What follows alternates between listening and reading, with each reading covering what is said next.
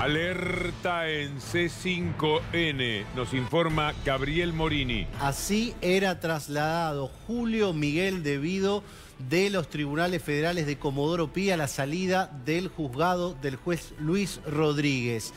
Esposado, con las esposas al frente, serio, custodiado por efectivos del Servicio Penitenciario Federal.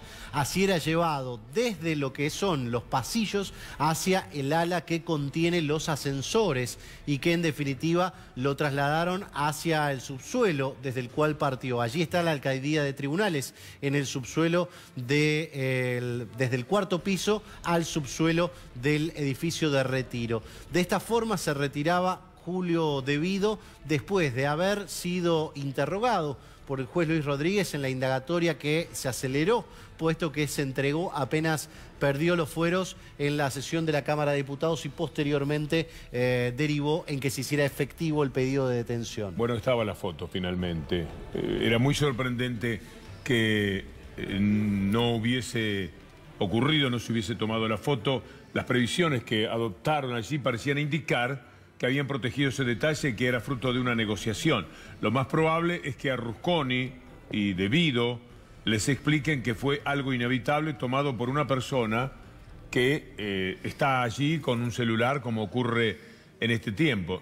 Por cierto, si se quiere de verdad evitar la fotografía, lo que hay que hacer es despejar una zona donde cualquier persona con un celular está atento y toma la fotografía. Para eso habría que haber desalojado el piso, porque esas puertas son la entrada a los pasillos de Comodoro Pi, es decir, para adentro están los juzgados y las secretarías penales. Del lado de afuera está la hilera de ascensores y también están los baños y también la escalera digamos... ¿Qué recorrido hace desde ahí, desde ese lugar? ¿Está avanzando? ¿Saliendo hacia dónde? Saliendo hacia la fila de ascensores, seguramente para ser trasladado, no los vemos los ascensores, pero deben estar un metro más allá del plano que toma la imagen. El portal ese donde está es el que divide los dos extremos del edificio, es decir, a ambos lados. No es la puerta central, sino son las laterales y seguramente allí estaban apostadas algunas personas, porque para que eso se evite tiene que despejarse todo el piso y es algo muy, pero muy inhabitual que se despeje todo el piso, porque evidentemente hay que poner incluso guardias en la zona de escaleras de los pisos superior y obviamente el inferior. Estamos con Nicolás Gandini. Vamos a empezar a entender poco a poco en el seguimiento de la información. Esta es la fotografía de mañana de la tapa de los diarios, por lo menos determinados diarios. Es la anhelada foto de Devido esposado. Quiere decir que no pudo zafar pese a las arduas negociaciones que debe haber habido para que supuestamente lo protegieran, como pareció ocurrir cuando salía. Para mí era muy sorprendente, dije en ese momento, estoy perplejo con que haya sido así, pero evidentemente el propósito de la fotografía se iba a cumplir de cualquier manera. Víctor Hugo, ¿cómo le va? Buenas tardes. A ver, Julio Devido cae o es apresado en el marco de que es señalado o imputado por el juez federal Claudio Bonadío como el ideólogo de una operatoria irregular de compra de gas licuado. La Argentina tiene un problema, en 2007 se queda sin gas local, trae gas de Bolivia, como tampoco alcanza de Bolivia, trae gas por barco. El gas, cuando se lo enfría a menos de 150 grados bajo cero, se licúa y se puede transportar por barco. La Argentina empezó a importar gas en 2008. Bonadío lo que dice es que entre 2008 y 2015 se pagaron sobreprecios por 7.000 millones de dólares. Yo voy a adelantar acá que ese número me parece totalmente discrecional e inexacto y muy difícil de probar, digamos. Claudio Bonadío lo que dice es que entre 2008 y 2015, bajo la órbita del Ministerio de Planificación, que encabezaba Julio Devido, se arma una operatoria irregular para cobrar sobreprecios por esa plata. A ver, después volvemos sobre el tema del dinero. ¿Sabes lo que no hace Bonadío, Víctor Hugo? Indagar dónde fue ese dinero. ¿Quién se benefició? ¿Quedó en manos de los privados? ¿Quedó en manos del Estado? ¿Quedó en manos de un funcionario? Porque a Devido lo acusan de administración fraudulenta. Ahora, quien cobra esa plata son 4 o 5 empresas privadas que se encargaban de proveer el gas natural licuado. Básicamente, Gas Natural Fenosa, una empresa española, y Morgan Stanley, una empresa multinacional. ¿Y cuál era el papel del Estado? Verbigracia el de Devido, entonces. Devido lo que hacía era, como controlaba Enarsa es la empresa estatal de energía, licitaba la compra de ese gas. O sea, el gas lo compraba el Estado, no era una operación entre privados, de dos privados que el Estado no tenía que ver. No, el Estado era quien digitaba esa licitación para comprar gas o importar gas del exterior, digamos. ¿Y el Estado qué pagaba? El Estado pagaba lo que salía en ese precio, pagaba siempre el precio más bajo que ofrecían los privados. Lo que dice Bonadío, y se basa en una pericia del perito David Cohen, una persona prácticamente conocida en el sector petrolero, es que entre 2008, y vuelvo sobre esto, 2008 y 2015 se pagaron sobreprecios por 7.000 millones de dólares que representan, y vuelvo a la cifra para decir que representa el 40% de la factura total que se gastó para comprar gas. Es decir, la Argentina gastó 15.000 millones de dólares para importar gas, el juez dice que hubo 7.000, un sobreprecio de 40%. La verdad que es muy difícil de sostener. Nosotros en distintos diarios hemos investigado esa causa y la verdad es que existieron irregularidades, sí, hubo cosas que investigar también. Ahora, decir que de los 15.000 millones de dólares que se gastaron, hubo 7.000 que fueron sobreprecios. ¿Y las licitaciones las ganaba siempre una misma empresa? Hubo 2 o 3 empresas que en el principio del periodo, yo hago un corte en 2008-2012, de vuelta a estas empresas, Gas Natural Fenosa y Morgan Stanley, ganaron la mayor parte de esos premios. Gas Natural Fenosa, una empresa española, y Morgan Stanley, que es este mega monstruo internacional que se encarga, tiene participación en negocios financieros, trading de combustible. ¿No sorprende que ganen esas licitaciones? No, podrían ganarlo tranquilamente. Lo que sí es raro en el caso de esas empresas es la participación de 2 empresas, que es otra cosa que el juez tampoco indaga seriamente, que es la participación de 2 empresas de la familia Dromi.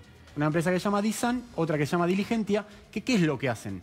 Le prestan un servicio a estas empresas privadas. De vuelta a Morgan Stanley y a Gas Natural Fenosa, y cobran una comisión para prestar determinada cantidad de servicios. Lo que se denuncia en 2014 por parte de los 3 diputados del PRO en ese momento, Laura Alonso, Federico Pinedo y Patricia Burrich, es que en ese marco, en esa operatoria, se pagaron sobornos, coimas, dinero irregular, digamos. Lo que el juez no hace es, llega a la conclusión disparatada, y creo que el adjetivo no está mal, es disparatada, demasiado apresurada, reduccionista, para decir que se pagaron 7.000 millones de dólares de subsidios, pero no intenta saber quién se quedó con esa plata. Nunca quieren saberlo. Porque hubiese sido muy interesante, y el juez estuvo 3 años para llevar adelante la instrucción de prueba, y bastante poco le impulsó en los primeros 2 años, que convoque a los firmantes de las empresas privadas, de los contratos, los firmantes de los contratos con Enarsa y con el Estado, y le diga, señor, ¿usted qué hizo con el dinero que recibió? ¿Lo giró afuera del exterior? ¿Se lo quedó en el país? ¿Lo reinvirtió?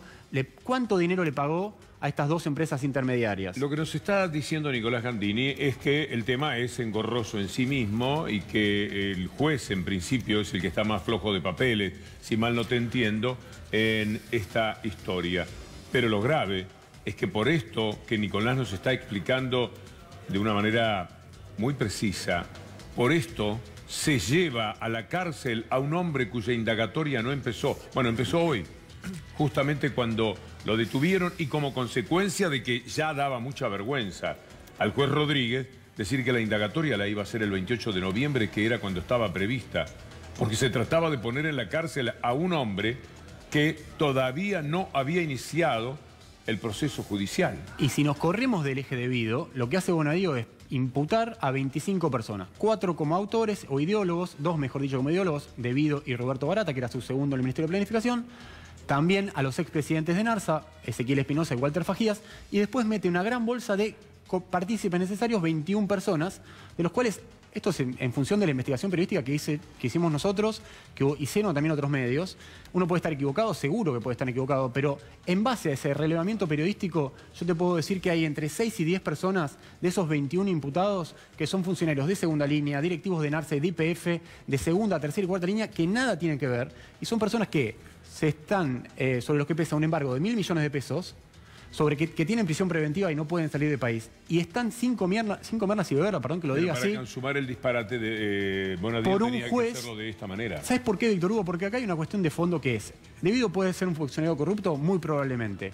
Ahora, después hay un Estado de Derecho donde la justicia federal tendría que indagar y llevar adelante la instrucción de prueba de forma tal que sea mucho más precisa, mucho más seria, mucho más transparente, y no guiarse en función de un timing político. El juez estuvo 2 años casi sin mover la causa.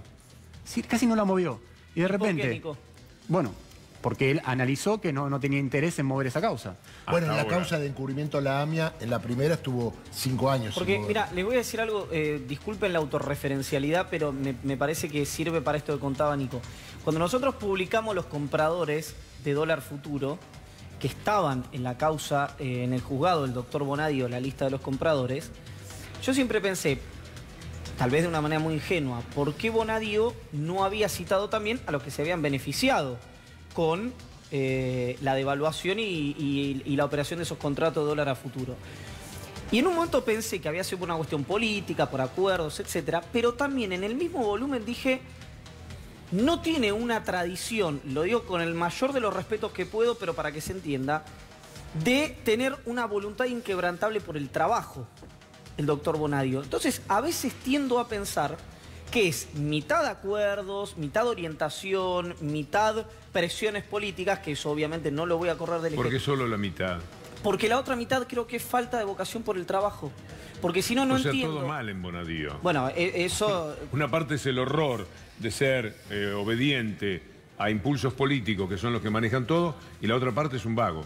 Bueno, si no, no puedo entender, Víctor Hugo, por qué hacen una pericia de la que Nico, y lo digo yo, para mí es la persona que más sabe no solo de esta causa, sino del mundo de la energía en el periodismo en este país, está diciendo que es una pericia que fue imprecisa. Es lo único que está diciendo. Totalmente, muy nada más ni imprecisa, nada menos, digo. que reduce, ¿qué es lo que hace Bonadio? Le ordena a este perito, y el perito hace la pericia, de calcular los sobreprecios del gas, lo cual es un trabajo muy engorroso, muy complejo, pero este perito lo que hace es, a ver, voy a tratar de reducirlo. Él toma el precio internacional del gas en Estados Unidos, le suma una serie de costos adicionales, traza un promedio, de una forma muy simplificada, y sobre eso agarra los barcos de GNL que llegaron a los puertos de Bahía Blanca y de Escobar, y todos los barcos que se pagaron por encima de ese valor discrecional que fijó el perito, se pagaron sobreprecios. Es tal el nivel de reduccionismo que deja de lado un montón de variables, como por ejemplo, el momento que se compró, cuál era el precio del petróleo, el momento en el que compraste el barco. Si vos tuviste que comprar un barco con 20 días porque te hizo frío en Buenos Aires y tuviste que salir a comprar el barco, el costo de oportunidad que vas a tener que pagar Mucho más caro. es mucho más caro, Claro. muchísimo más caro. Esa variable la pasó por alto el perito. ¿Parece una variable menor? No, no es menor. Que la Además, perdón. cadena de costos, decís. Totalmente. La cadena de costos, el momento que se compra. Y hay otro tema. ¿Se designaron peritos de parte de cada uno de los imputados para evaluar esa pericia y tener contradicciones, estar de acuerdo, ¿no? Porque eso viola el derecho de defensa en juicio. Hasta donde tengo entendido, no. Hasta donde tengo entendido, no. Pero O sea, todo es defectuoso mínimamente, hecho en tiempos que son muy sorprendentes, detenido durante 2 años y de pronto acelerado en unos pocos días. Vamos a ir al móvil de Nicolás Munafó, debe estar llegando este hombre que la fotografía esposado estamos presentando desde hace un ratito ya. Está llegando a Ezeiza. Nicolás, nos estás escuchando. Buenas noches, ya puedo decir buenas noches. Veo que el día se nos ha ido. Sí, Víctor Hugo, ya los últimos rayos de sol aquí en este sector de Ezeiza, donde en minuto va a estar llegando Julio De Vido. No sé si ahí me escucha mejor, Víctor Hugo. Ahí va. Le decía que ya ha pasado por aquí, por la autopista Ezeiza-Canuelas, toda la comitiva que está trayendo a Julio De Vido. Van a llegar al peaje, van a dar la vuelta para tomar la colectora y así por ese lugar ingresar al servicio penitenciario. Seguramente en 2 minutos ya van a estar aquí. Han pasado hace segundos por la autopista, como recién le narraba, para dar la vuelta, insisto, en el peaje y ya sí tomar la colectora entonces para entrar al servicio penitenciario. Un servicio penitenciario que en los últimos minutos ha elevado su movimiento, han puesto algunas patrullas sobre la entrada a este servicio penitenciario, donde Julio De Vido va a ingresar primero a lo que es reconocimiento médico, al hospital que tiene esta cárcel aquí, este servicio penitenciario, para ver su estado de salud. Recordemos que es insulino dependiente y ver finalmente si termina pasando la noche en el hospital. Eso obviamente ya lo van a determinar el servicio médico que trabaja en este lugar. Un gran operativo de seguridad, como les decía, no solo en el traslado, sino también aquí en la puerta del penal de Ezeiza, donde ahora es mayor la cantidad de efectivos del servicio penitenciario que se ha apostado sobre la puerta de este complejo penitenciario, aguardando obviamente la llegada de Julio De Vido. Como les decía, las camionetas en cualquier momento van a estar tomando la colectora, donde ahora están estos autos circulando, para así luego ingresar entonces a este complejo penitenciario. Bien, Nicolás. Vamos a continuar de todas maneras desde allí. Me parece que todo ahora está centrado ahí, me la veo venir, que no nos vamos a mover de ese lugar. Pero volveremos después de Nicolás y todo el informe. Comienzan, ¿Sí? perdón, sí, comienzan a verse las luces, perdón que le interrumpa, Víctor Hugo, No, está pero muy bien. a unos 500 metros de aquí, detrás de una de las plantas, comienzan a verse las primeras sirenas de los autos de la policía, de las patrullas. Ya lo estamos divisando de aquí, a unos 500, 600 metros. Hay una leve curva, por eso ustedes en cualquier momento van a empezar a ver estas sirenas de la policía. Allí ya comienzan a tomar la colectora. A unos 400 metros de aquí ya se ven las primeras luces. Bueno, esa es la comitiva que están trasladando a Julio De Vido, allí detrás de unos colegas que están allí a unos pasos adelante, y ahora sí lo van a ver a pleno cómo están llegando esta comitiva de 3 autos, de 3 camionetas mejor dicho, del servicio penitenciario. Allí una que se frena, en la tercera, de que va allí segunda, allí va Julio De Vido, ahí lo ven pasar, está ingresando y va toda la comitiva atrás en la primera camioneta que logró ingresar al servicio penitenciario. Ahora cruzan todas las camionetas sobre este lugar para evitar el trabajo de la prensa, pero como les decía, hicieron un cordón, las distintas camionetas, y en la primera que logró ingresar, ploteada con los colores del servicio penitenciario y ploteada en la parte de atrás de blanco. Allí entonces, sentado en el medio, iba el exministro de Planificación y también ahora exdiputado Julio De Vido, Víctor Hugo. Nicolás, muy precisa la información, todo tiene la espectacularidad buscada. Sí, Nicolás. Todo esto... Ya ingresó, simplemente cerrar con que ya ha ingresado la camioneta. Ustedes ven aquí todos los demás camionetas de servicio penitenciario, las Traffic, todas cruzando para que no se vean más imágenes, pero ya ha logrado cruzar el portón de este complejo penitenciario y trasladado entonces al hospital de aquí de la cárcel de Ezeiza. Nicolás Munafó sirviendo la información directamente desde Ezeiza. Estábamos hablando, vale la pena recapitular. En primera instancia, si De Vido fuese culpable, cosa que todavía falta bastante para que se demuestre, está iniciando el proceso. Tendría que estar libre. Tendría que seguir siendo diputado porque los fueros no impiden que se siga la investigación. Absolutamente. De todas maneras, podría seguir siendo diputado y estar libre. Pero por lo menos estar libre cuando pide la exhibición de prisión después que políticamente los obedientes del sistema determinan que quede sin los fueros. Hay un senador que está condenado y es senador. Se llama Carlos Saúl Bennett. Es la contracara de esto, ¿no? Hace años que está condenado y nadie de ningún bloque... Fue jefe de gobierno y llegó a presidente de la República. Jefe de gobierno de la ciudad y llegó a presidente de la República, alguien que estaba procesado, no en el periodo de indagatoria, sino bastante más avanzado, estamos hablando de Macri. Pero lo interesante, de todas maneras, es que para mucha gente que no entiende lo que es una república, lo que es la ley, etcétera, dado que tiene la convicción de que De Vido es corrupto, porque esto es lo que los medios de comunicación le han dicho, algunos de los medios de comunicación, los que consume, dado que esto es evidente, tiene que estar preso. Ahora bien, hasta el hecho de corrupción que se denuncia es por lo menos discutible, y es lo que estamos revisando con Nicolás Gandini, que está haciendo una información de una notable precisión, para que usted entienda que lo que le ocurre a De Vido tiene que ver con pericias exageradas, mal hechas, tomadas por el juez Bonadío cuando le convino, por los plazos que se dieron electoralmente en los últimos días, y ahora por lo que dijo en su momento Macri: somos imparables, en un mensaje que tiene que ver con las ínfulas que ha ganado el gobierno a raíz de la victoria electoral del domingo pasado. Pero estamos siempre por afuera del derecho, y estando por afuera del derecho, sin que el derecho sea respetado, estamos hablando de una república demasiado opaca, para decirlo de alguna manera. Sí, la verdad es que en esta causa, digamos, excede lo político. A ver, si vamos a hacer el caso hipotético donde hay un simpatizante del gobierno anterior, del kirchnerismo, entonces le gustaría que Julio Vido esté en libertad y recupere la libertad.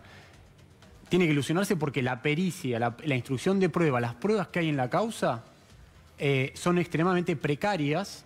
O sea, yo contaba recién esta pericia donde el nivel de sobreprecio son 7.000 millones de dólares sobre 15.000 que se pagaron, es decir, el 40%, y por más que vos seas antikirchnerista, es muy difícil que ese porcentaje se haya pagado realmente. A ver, ni siquiera en el gobierno, en el área energética del gobierno, creen que ese número exista, ¿se entiende? Perfectamente. O sea, en el Ministerio de Energía de Juan José Aranguren hay gente técnica que dice este número es un disparate. Le hago una pregunta a Darío. En el caso de que se compruebe que esa pericia estuvo mal hecha, Sí.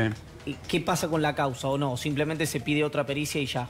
Se puede declarar nula por parte de quienes van a apelar seguramente, porque en esta causa hay procesamiento y prisión preventiva. Hay que aclarar, no es la misma de Luis Rodríguez que recién hoy prestó declaración indagatoria. Claro. Y después se pueden nombrar las partes, peritos de parte para revisar. Seguramente la Cámara va a ordenar hacer una nueva pericia o ampliar esa pericia porque, como explica, no está claro el tema de la cuestión económica, el delito, ¿no? No, y tal cual. Y si vos sos contrario al kirchnerismo y te gustaría que Vido permanezca en prisión y demás, tampoco créeme que tenés elementos probatorios en la causa como para que esa causa, esa sentencia, esa resolución del juez quede firme, digamos. Es casi te diría unánime, tanto en el gobierno como la gente que conoce la causa, el nivel de que es tan precaria, el nivel de prueba que hay. Yo repito, acá no hubo ninguna investigación en torno a dónde fue la plata. 7.000 millones de dólares es hoy lo que vale, millones de dólares más, dólares menos, es lo que vale YPF, la empresa más grande de la Argentina. Si alguien se robó o cobró un sobreprecio por 7.000 millones de dólares, ¿no hubiese sido interesante que el juez indague al privado, a las empresas privadas para conocer dónde fue esa plata? Yo te lo preguntaba antes, se lo preguntaba a Víctor Hugo, sobre todo también a Gaby, a Darío, es si alguna vez en este tipo de... Sabemos que en obra pública no, pero a lo mejor en este tipo de situaciones, Nico, si hubo una sobrefacturación, alguien emitió esa sobrefacturación, bueno, por lo menos en calidad de testigo, los principales proveedores no deberían ser citados a declarar. Por supuesto que sí, digamos. O sea, ahí vos tenés, sobre todo porque son 4 o 5 empresas, no son tantas, y vos tenés una persona que firmó en función de representación de esa empresa un contrato con Enarsa, que era la empresa estatal de energía que compraba el gas natural licuado, el GNL, digamos. Sería bastante sencillo rastrear esos contratos, buscar la firma y decirle, bueno, vení, vos firmaste este contrato. ¿Cuánta plata cobraste? ¿A dónde? ¿Qué hiciste con el dinero? ¿Por qué contrataste, yo decía recién, a estas empresas de los Dromi recién? ¿Sabés que leía en la resolución del doctor Claudio Bonadío, en los procesamientos de Barata, que le dictó la prisión preventiva de Vido, y a otros 30 o 29? Hay 21 personas procesadas con prisión preventiva. Solo 2. Exacto. Con prisión preventiva solo 2. Bueno, Bien. entonces de Vido, Barata y 19 más, Sí. que dice Barata en la declaración que una de las personas que validó el proceso en su carácter de representante de la Facultad de Económicas era María Fernanda Insa, que es contadora y hoy es legal y técnica de la gobernadora de la provincia de Buenos Aires, María Eugenia Vidal. Digo, es sin dudas, porque fue legal y técnica de la ciudad, es muy cercana a Pablo Gluselas, una persona que tiene expertise en la materia y que podría explicar qué fue lo que pasó y por qué lo validó. Porque si lo que estamos diciendo es que el ilícito o el presunto ilícito no está claramente determinado en virtud de que la pericia o el dictamen, no quiero incurrir en ningún error técnico, es de mínima reprobable, bueno, seguramente los que participaron de los procesos pueden explicar por qué lo validaron, que es gente, los nombres que yo vi, que merecen mi mayor respeto. INSA y el resto de los que validaron los procesos. Esto, perdón, quiero aclarar, no es en desmedro de INSA, sino de la justicia. Ella puede ir y decir, no, miren, este proceso se validó por esto. ¿Sabes por qué? Porque, a ver, acá es como decía Víctor Hugo recién, si uno pone el foco en la espectacularidad de todo esto, indudablemente Debido habrá hecho cosas en su vida para que esto rinda tanto y para que venda tanto que Debido es trasladado a la cárcel y demás. Ahora, hay 21 personas que están procesadas, de las cuales, en función de la investigación periodística, y no es muy difícil darte cuenta que no tienen nada que ver con esta causa, se han comido un embargo de 1.000 millones de pesos. 1.000 millones de pesos es el embargo que trabó Bonadío contra los 21 procesados adicionales sin ningún tipo de distinción de responsabilidad.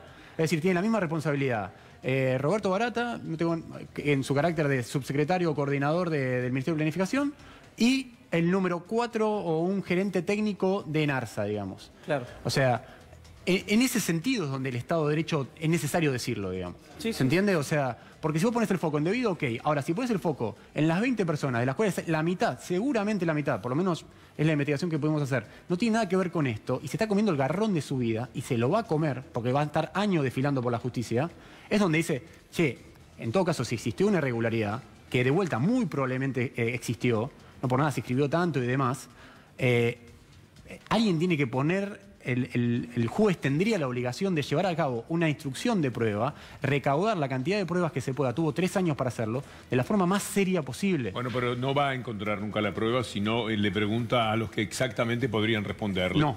que son aquellos presuntos autores de lo que es la coima.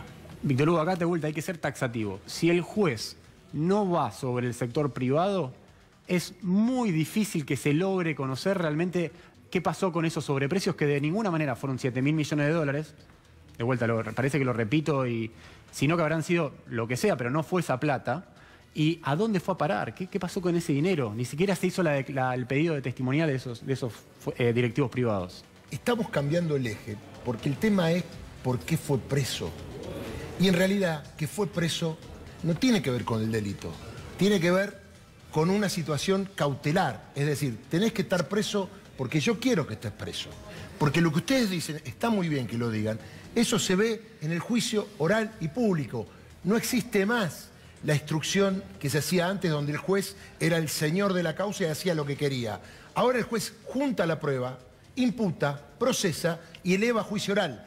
Y es en el juicio oral donde van los testigos, van los peritos, hay careos, se muestra la documentación. Y después de ese juicio oral estamos en condiciones, con otros 3 jueces, que no van a ser Bonadío, que no va a ser Irurzun, que no va a ser Fara, ninguno de estos va a ser otro tribunal el que va a ver todo de nuevo. El secreto en el juicio oral es que los 3 jueces que van a ver el futuro, si esto llega a juicio oral, no tienen nada que ver con toda esta historia, le va a llegar de cero. Y ahí comienza realmente la profundización del hecho. Por eso tienen que llegar libres, porque goza de la presunción de inocencia. Yo veo en el Twitter mucha gente se enoja y dice que no tiene que existir la presunción de inocencia. Bueno, cerremos la República, no estamos en un Estado de Derecho. La presunción de inocencia es para vos, para usted señor, para mí, que tiene que ver, que es el Estado el que tiene que probar que vos sos culpable. Muchos comunicadores dicen, bueno, tendrá que probar que es inocente. No, una persona se presume inocente, es el fiscal, el Estado, el que tiene que probar que es culpable. Y para eso tiene que juntar pruebas. Acá me parece que está cortando el camino. Los jueces dicen, hay una denuncia, pido un par de pericias, proceso, lo meto preso y que se arregle el juicio oral y público, que no va a ser la semana que viene, porque ese es otro tema. ¿Cuándo va a ser el juicio oral y público de la causa Luis Rodríguez? ¿225? ¿2025? ¿2030? ¿Va a morir en la cárcel debido? No entendemos, porque si de este caso el juicio oral es de acá a 4 meses, bárbaro. 4 meses detenido, resolvemos rápidamente qué pasa con debido. Le estás hablando a un juez, Darío, que cuando encontró la causa la primera vez, pensaba como más o menos nos ha explicado Nicolás Gandini. Aquí no hay nada. Poco menos que hizo un bollo y lo lanzaba al canasto. Y ahí lo recoge, antes de que caiga, Stornelli, empleado de Macri, hombre de Boca, de la barra brava de Boca, con ese perfil, y él apela la decisión de Rodríguez y va a la Cámara, y la Cámara es la que, pasando por alto que el juez no ha encontrado un elemento que le permitiese empezar siquiera la causa, le dice a Rodríguez exactamente que sí, que tiene que pedir el desafuero. E indagarlo. Rodríguez fija la indagatoria para el 28 de noviembre, pide el desafuero y además la detención. Tal cual. Es decir, Rodríguez después sobreactúa, o la Cámara se lo habrá indicado bajo cuerda, que además tenía que ir preso debido. No debe ser fácil ser Rodríguez, si Rodríguez es un tipo con aprecio por ciertas formas de honestidad intelectual. Es decir, mandar preso, negar la exhibición de prisión a un hombre al que él en primera instancia no había encontrado culpable, por lo que nos está diciendo ahora Nicolás. Porque el sobreprecio es un disparate. Dicho por Nicolás tiene mucho más fuerza que dicho por nosotros, que también le hemos dicho exactamente lo mismo. Pero la autoridad en el manejo y en el conocimiento de este tema de Nicolás es muy superior a la nuestra. Está señalando lo mismo. Todo es un gran mamarracho, pero un gran mamarracho. Lo que se hace con Devido, lo que se hace con las 20 y pico de personas que están metidas en este tema y lo que no se hace con los que si hubiese algo para investigar son los primeros en tener que ser investigados, que son los empresarios. Una aclaración. El pedido de Luis Rodríguez fue anterior al de Claudio Bonadío.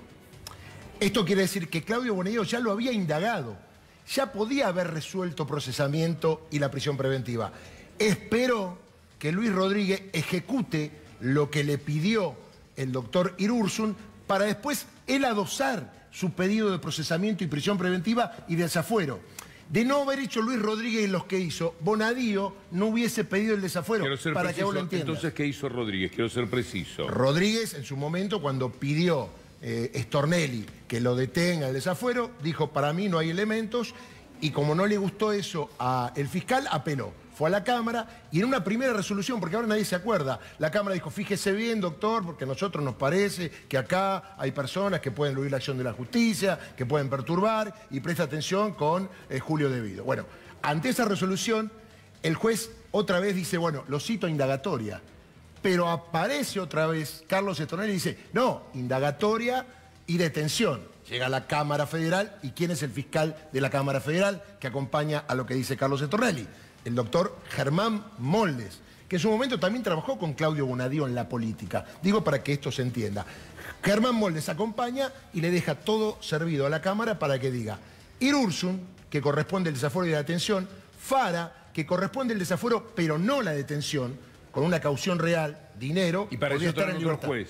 Para eso llaman a Leopoldo Bruglia, que hace tiempo es un juez subrogante. Él es miembro de un tribunal oral. Un día lo llamaron, dicen algunos en forma irregular, y él está ahí esperando que cuando Fara se pone en desacuerdo con Irursun, le tocan el timbre, nunca llaman a Ballesteros, siempre llaman a Leopoldo Bruglia, que está eventualmente para los llamados que hace el doctor Irursun. Es más firme, es más seguro Bruglia que Ballesteros. Ballesteros tampoco da. No, pero tiene más trayectoria. Bien, y entonces, ¿Rodríguez qué dice? Rodríguez, al darle la hora, dice, como dice el superior, sí, ordeno el desafuero de Julio Devido y remite los antecedentes a la Cámara de Diputados. ¿Y dónde aparece Bonadío? Bonadío es otra causa, que venía de antes, que lo había indagado a estas personas y tenía para resolver. Una vez que pasa lo de Rodríguez, es decir, que se mueve el avispero, él resuelve, dicta el procesamiento y la prisión preventiva y pide el desafuero. De no haberlo hecho Luis Rodríguez, seguramente Claudio Bonadío procesaba a Devido, pero no pedía el desafuero. O sea que son dos las causas. Son dos. Por eso cuando vos explicabas, son dos distintas. Tiene que ver con dinero, con documentación, con papelería, con pericias. Por eso los delitos de corrupción es difícil mandar a alguien preso porque no se puede probar hasta tanto en un juicio oral se diga cuándo se llevaron la plata y cómo se la llevaron. Es difícil, salvo que sea una decisión de un gobierno. Aquí los jueces están dibujados, las decisiones del gobierno y por encima del gobierno los medios corporativos que son los que mandan. Esto es prácticamente indubitable que las cosas transcurren de esta manera. No sé en qué momento Leandro Gabriele, nuestro conductor, querrá revisar lo que han sido declaraciones de Macri, etcétera, llevándose por delante todo, particularmente a los jueces, diciendo que tenía que ir preso. Como lo ha dicho Carrió, que es la fiscal de la República, la que puede decirle a Macri, quédate tranquilo, lo de los Panama Papers, le ponen un coche bomba a una periodista que lo denunció en Malta, renuncian los ministros de todo el mundo, pero vos estás tranquilo, vos no tenés ningún tipo de problema. Lo dice Carrió y alcanza. Ella es la República. En cambio, Devido dice tiene que ir preso. Insiste en que tiene que ir preso. Y está pidiendo cárcel para otro. Cuando ella lo pide, lo hace a nombre de Clarín. Cuando esto ocurre, los jueces no pueden negarse. Porque cada uno de ellos tiene su muerto en el ropero, su pertenencia ideológica, su desinterés por todo esto. Bruglia, ¿para qué se va a meter en problemas? Primero que está muy bien así, está protegido. Si tiene muerto en el ropero, nunca se lo van a presentar mientras sea obediente. Y además, como juez subrogante, debe tener un par de sueldos, ¿no? Debe estar haciendo una enorme diferencia. Está en licencia en el tribunal oral, o sea, cobra como camarista ahora. Es así, como me imagino, Darío. Hay menos laburo en la Cámara, bueno, ahora no. Darío se ríe porque ve que yo aprendo de las cosas que... Sí, ¿qué me quieres decir, Leandro? Vamos a repasar la causa con Gabriel Morini, en efecto. Y cuando vamos a ver las cosas que teníamos previstas sobre lo que se ha dicho por parte del gobierno, lo que ha escrito La Nación. Después de la tanda lo vamos a hacer. Bueno, ahora vamos entonces con Gabriel. Pero es interesante ver el título de La Nación. La Casa Rosada presiona a gobernadores para buscar la expulsión de Devido. La tapa de un diario, del diario, uno de los sostenes del régimen, para decirlo de una manera no dando demasiadas vueltas. Gabriel Morini. Como bien explicaba Darío, son dos los expedientes judiciales, los dos con pedido de prisión preventiva. En uno, el juez Claudio Bonadío, gas natural licuado. Es el expediente que bien detalló Nicolás Gandini acerca de cuáles son los problemas o las irregularidades que cuenta esta causa, que también tiene una pericia. La pericia está siendo objetada. El juez Sergio Torres es el que tiene a su cargo la causa precisamente contra el perito que realizó este informe y que contábamos al principio del programa. También tenía algunas objeciones porque había tramos copiados, dicen, de internet. Eso es por lo menos la denuncia de un ex directivo de Narsa. Esta es una de las causas que involucra a Julio Devido. ¿Por qué? Tiene otras en expedientes, son varios, está la tragedia de Once, está el tema de la compra de trenes chatarra, está el tema del direccionamiento de obra pública, está el tema de la causa Los Sauces, digamos, son múltiples los expedientes donde está o aparece mencionado Julio Devido, con muchísimas denuncias además agregadas a su historial, pero por lo menos procesamientos encima tiene 6. La otra causa, la que tiene el juez Luis Rodríguez, es la causa Río Turbio. ¿Qué se investiga ahí? No se investiga la mayor defraudación en torno a la construcción de la usina termoeléctrica. Lo que se investiga son posibles desvíos de fondos por alrededor de un poco más de 200 millones de pesos que precisamente estaban destinados a crear una estructura de fundaciones y de operar con determinados ONG o derivados de universidades públicas como la Universidad Técnica Nacional de Río Gallegos, que tenían como por objetivo dar una suerte de consultoría o tarea de asesoría a las obras que se iban a llevar adelante, a los proyectos, y que en definitiva fueron desviados. Esos fondos no se aplicaron a las obras que, según se decía en los proyectos iniciales, se iban a realizar. Estos son los dos expedientes. Por este caso, el juez Luis Rodríguez no había encontrado elementos como para llamar a indagatoria en un principio. Luego, la Cámara Federal, ante la insistencia del fiscal Carlos Stornelli, le dice: no, usted tiene que revisar mejor lo que le dice el señor fiscal. Bueno, revisa bien y dice, bueno, fija un cronograma de indagatorias más cercano a fin de año. Precisamente el fiscal vuelve a insistir y dice: no, yo pedí el desafuero y la detención porque considero que Devido ostenta niveles de poder importantes. Allí es donde la Cámara Federal inaugura el asunto de la nueva jurisprudencia destinada a evaluar quién tiene poder y quién no en la Argentina vinculado a exfuncionarios. Así que puntualmente dice que Devido, en su carácter de presidente de la Comisión de Energía, tiene mucho que ver con esta situación. No sirvió de mucho que el desvío, la renuncia a precisamente a la Comisión de Energía no sirvió demasiado porque no desvió cuál iba a ser el final de este expediente. Vamos a ver 3 personajes aquí que son muy importantes porque tienen que ver con toda esta situación. Son clave. Carlos Stornelli, el fiscal de la causa y quien inicia esta tormenta política que también tiene, además de judicial, Julio Devido, habida cuenta de lo que sucedió en la Cámara de Diputados. Es quien inicia e insiste en el pedido de detención. Sin esa insistencia, hoy el escenario para Devido hubiera sido otro. Martín Irurzun, presidente de la Cámara Federal y uno de los jueces de mayor ascendencia dentro de la Cámara de Apelaciones Federal de Comodoro Pi. ¿Por qué? Porque casi que coordina el funcionamiento de las 2 salas que están con algunas bajas por un tema de licencia por un lado y por el tema de la suspensión de Eduardo Freiler por el otro. Bueno, Martín Irurzun es el hombre fuerte de la Cámara Federal, de muy buena llegada al presidente de la Corte Suprema, Ricardo Lorenzetti, y fue el hombre que marcó en su voto la clave. El hombre que tiene poder o el exfuncionario que ostenta calidad de poder también cuenta con un agravante para obstruir el avance de la justicia y por ende puede ser factible de prisión preventiva. Y por último tenemos al juez federal Sergio Torres. Sergio Torres tiene 2 denuncias, una de Devido, la que habla de sustracción de pruebas, porque Devido dice: a mí me están acusando de obstruir la justicia y de hacer desaparecer pruebas. No. La parlamentaria del Parlasur, Mariana Zubik, cercana a Elisa Carrió y a Cambiemos, y su esposo, Eduardo Costa, senador electo también por Santa Cruz, fueron quienes se llevaron algunas cajas con documentación y las mostraron en un programa televisivo. La cuestión es ahora dilucidar si eso es correcto o no, y lo tiene el juez Sergio Torres, esa evidencia, por lo pronto, que trabajar sobre esa denuncia. Y la otra denuncia que tiene Sergio Torres es la que mencionábamos antes por la pericia de gas natural licuado. Las dos causas se terminan uniendo en el juzgado de Sergio Torres, que puede o no dar curso a un elemento que le sirva a Devido para defenderse en lo próximo que viene. Habrá que ver, porque la situación es muy compleja y no está nada dado a su favor. Vamos a repasar una jornada muy intensa. Tenemos un informe que les permite a ustedes, si por ejemplo están recién retornando y saben que ha habido un lío bárbaro en torno a Devido y preguntan, bueno, ¿pero qué pasó al final de cuentas? ¿Lo llevaron preso? Sí, lo llevaron preso.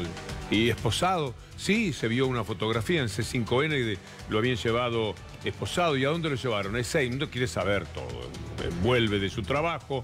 Y en C5N nosotros podemos presentarles un informe para que en 3 o 4 minutos sepa absolutamente todo.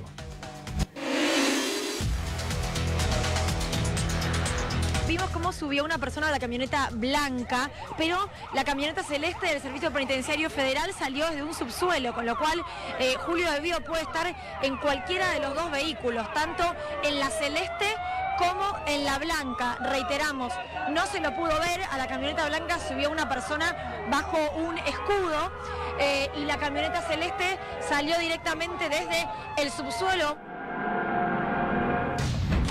Es que hemos vuelto a ubicar el sentido de los fueros en el verdadero concepto que la Constitución le dio. Los fueros no son un refugio, los fueros no son una guarida. Los consideramos necesarios, pero cuando la justicia...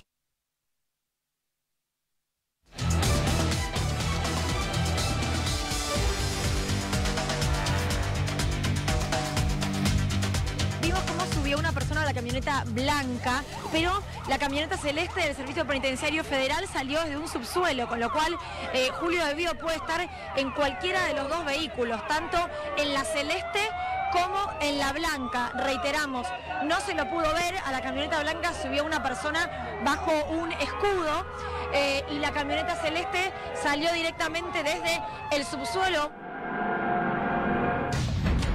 Es que hemos vuelto a ubicar el sentido de los fueros en el verdadero concepto que la Constitución le dio. Los fueros no son un refugio, los fueros no son una guarida.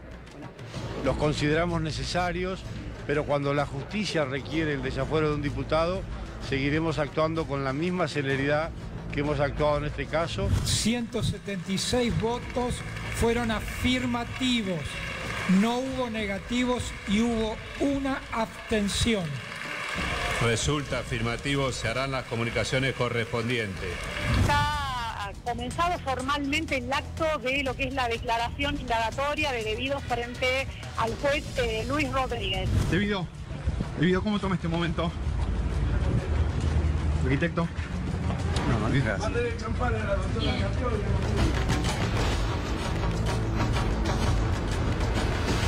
Una lección también que tenemos que aprender: controles, no concentración de poder. Ha ganado la democracia. Lo que tenemos entendido es que podría llegar a, lo más probable, a negarse a prestar declaración para primero estudiar el expediente, cuál es la prueba que hay en su contra. Creo que es lógico, nosotros no tenemos que prestarnos a este tipo de maniobras que avasalla la voluntad popular y que atropella a un legislador. Que en una semana tuvimos dictamen de comisión y resolución del Pleno para quitar los fueros a un diputado respecto a quien la justicia lo había requerido. Devido va a ir preso, y ojo que esta lucha de que Devido vaya preso es por los ferroviarios del Sarmiento que denunciaron la masacre de Once, por los familiares de la masacre de Once con 52 muertos. Así que creo que cumplimos con nuestro deber. Nosotros en nuestro bloque también requerimos institucionalizar mejor la ley de fuero. El problema es que no se le haga creer al pueblo argentino que con esto, con el desafuero de Devido, se acaba la corrupción y la impunidad.